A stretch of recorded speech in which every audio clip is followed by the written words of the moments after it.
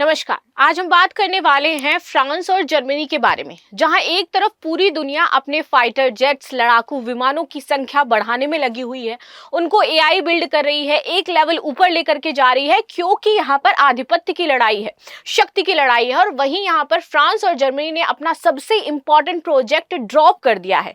इस प्रोजेक्ट के ड्रॉप करने के बाद ये कहा जा रहा है कि भारत को बहुत ज्यादा इससे फायदा मिलेगा। इसके पीछे के क्या कारण हो जाते हैं, तो चलिए समझ लेते हैं। ये प्रोजेक्ट जिसमें बहुत सारे नेशन इन्वॉल्व थे, एक एक करके सभी ने इसको छोड़ा और अंततः यहाँ पर फ्रांस और जर्मनी जो मेन लीड कंट्री थे, उन्होंने भी इस प्रोजेक्ट को ड्रॉप कर दिया है। इसकी चर्चा पूरे विश्व में हो रही है। इससे पहले हम वीडियो की शुरुआत करें, आपको बता दें UPSC GS foundation hybrid batch English medium का हमारा शुरू हो चुका है, जो कि दिल्ली और प्रयागराज दोनों जगह से आपको लाइव और ऑफलाइन दोनों ही मिलेगा। आप चाहें तो ज्वाइन कर सकते हैं। आगे आ जाते हैं और बात कर लेते हैं थोड़ा सा इन फाइटर जेट्स को लेकर के, जहां पर इसके आधिपत्य की लड़ाई थी, इसके पावरफुल बनने की लड़ाई थी, तो वो अब कहां पर पहुंच गया है। ये है न्यूज जिसके बारे में हम डिस्कशन कर रहे हैं। France and Germany scrap fighter jet in hit to European defence corporation. चलिए, तो ये जो यूरोपियन डिफेंस कॉर्पोरेशन था हमारा, और इस समय जो हम यूरोप को देख रहे हैं, तो एक तो थोड़ा सा नाटो की वजह से बहुत ही ज़्यादा दिक्कतें चल रही हैं, चर्चा में मामला देखने को मिलता है। नाटो जो कभी बहुत ही ज़्यादा स्ट्रांग हुआ करता था, वो अब थोड़ा सा लो होता हुआ दिखाई दे रहा है।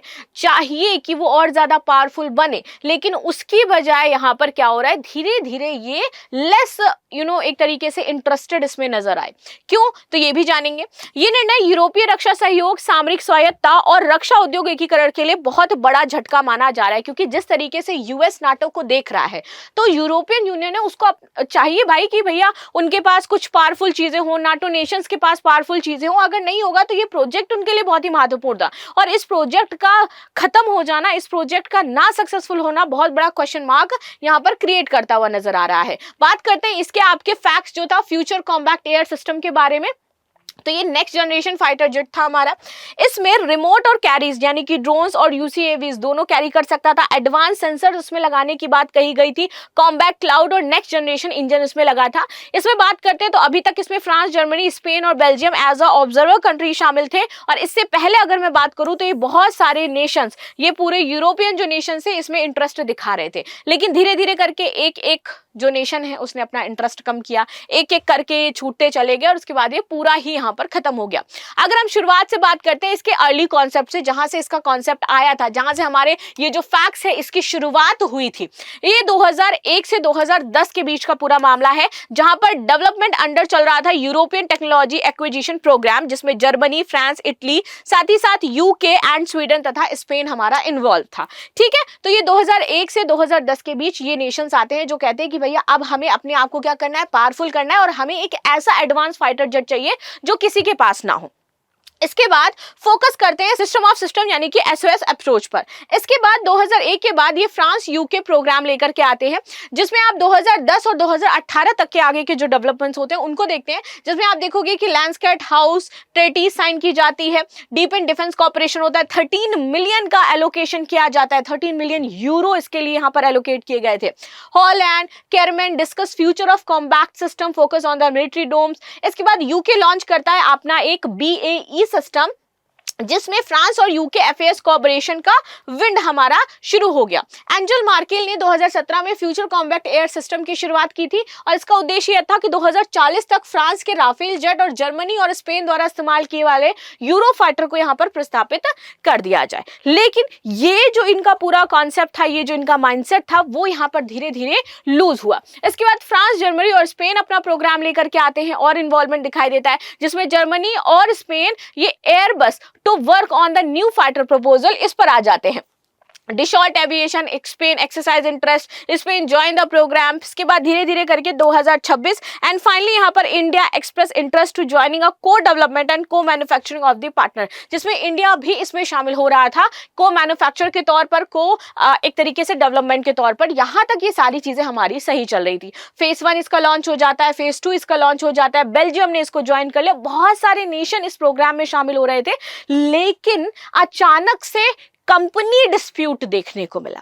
कंपनी डिस्प्यूट यानी कि ये हो गया कि इससे इनको ज्यादा फायदा होगा, इस नेशन से इसको ज्यादा फायदा हो जाएगा, जर्मनी को ज्यादा फायदा हो जाएगा, फ्रांस को कम फायदा होगा, फ्रांस को ज्यादा फायदा हो जाएगा, जर्मनी को कम फायदा होगा, बाकी नेशंस को ज्यादा फायदा हो जाएगा, मेहनत हम इसमें कर रहे हैं। तो ये वाला माइंडसेट डेवलप होने के बाद धीरे धीरे करके यहाँ पर 2021 से 2026 का टाइम जो है, लोग पहले जुड़ रहे थे, अब एक एक करके यहाँ पर हटना शुरू हो जाते हैं। जो आपका डसॉल्ट सीईओ है, ये पब्लिकली मेंशन करते हैं plan B similar to Euro project due to disagreement and partner decide to continue facts at Paris share, so Dassault demands larger share reportedly 80%। और यहाँ पर जो कंपनी थी ना Dassault, ये कहता है कि 80% हमें इसका शेयर चाहिए, जो हम ये सारा चीजें प्रोग्राम चला रहे हैं, जो हम फैक्ट्स लेकर के आ रहे हैं, तो हमें 80% इसका शेयर चाहिए, तभी हम आगे बढ़ेंगे। अब डिफेंस मिनिस्टर जो फ्रांस के थे वो कहने लगे ऐसा तो पॉसिबल नहीं है।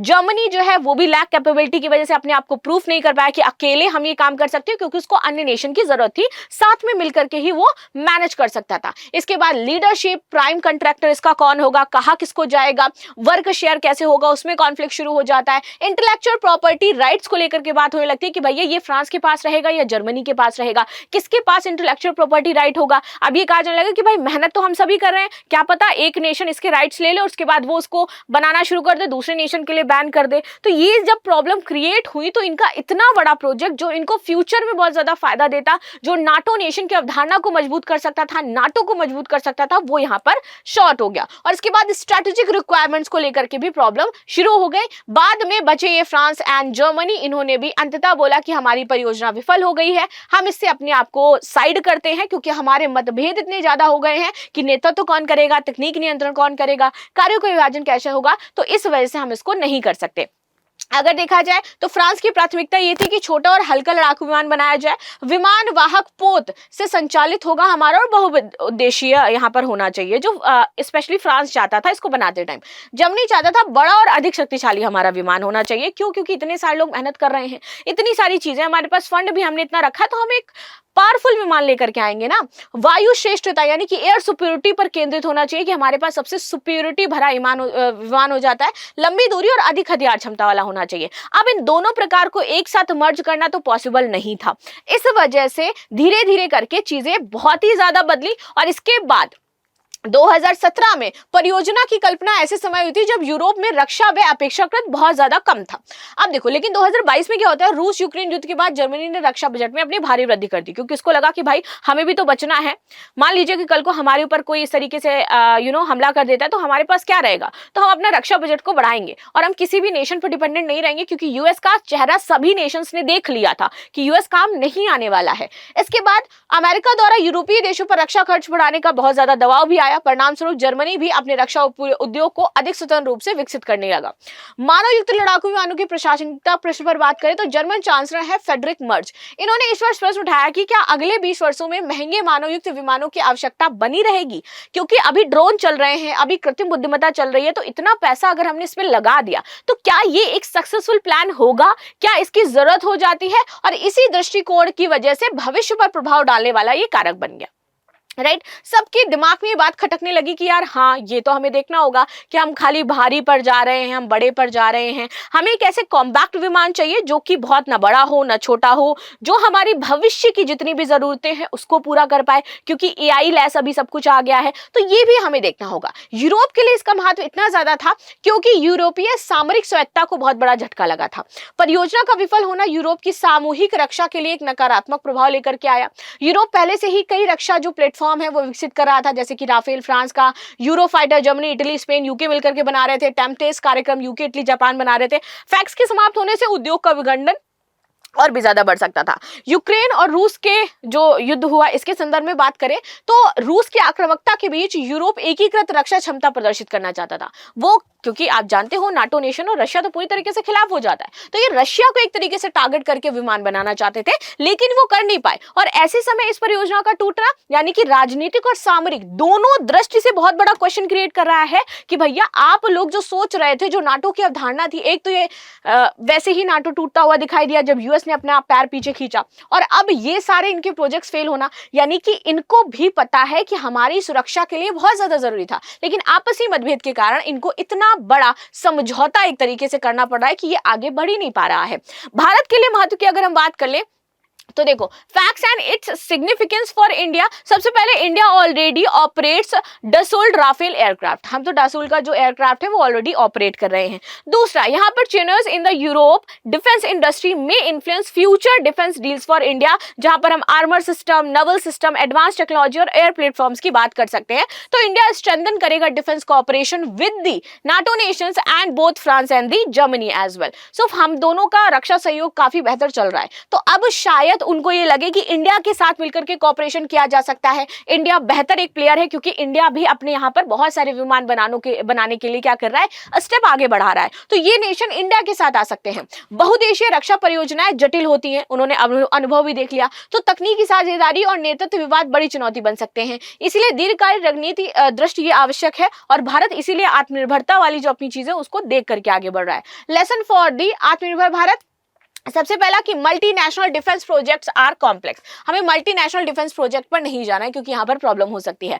Technological partnership and leadership dispute is a major challenge, जिसको पहले से ही इंडिया को टैकल करके रखना पड़ेगा। Long term strategic vision is essential and overall takeaway for India, कि भैया हम तो अपना चीजें कर ही रहे हैं, फ्यूचर में जैसी भी चीजें आएंगी उसे देख लेंगे। हालांकि नेतृत्व, कार्य विभाजन और बौद्धिक संपदा में मतभेद को लेकर के यहाँ पर समस्याएं दिखाई दे रही हैं, लेकिन ये एक बड़ा स्ट्रेटेजिक पॉइंट साबित हो सकता था अगर सभी नेशन एक साथ आके एकीकृत होकर के इस पर काम कर रहे होते। बाकी आपकी क्या राय जरूर बताइएगा। फ्यूचर कॉम्पैक्ट एयर सिस्टम परियोजना की शुरुआत कब हुई? तो मिलते हैं नेक्स्ट क्लास में, तब तक के लिए धन्यवाद। लाइक शेयर सब्सक्राइब करना बिल्कुल भी ना भूलें and thank you so much.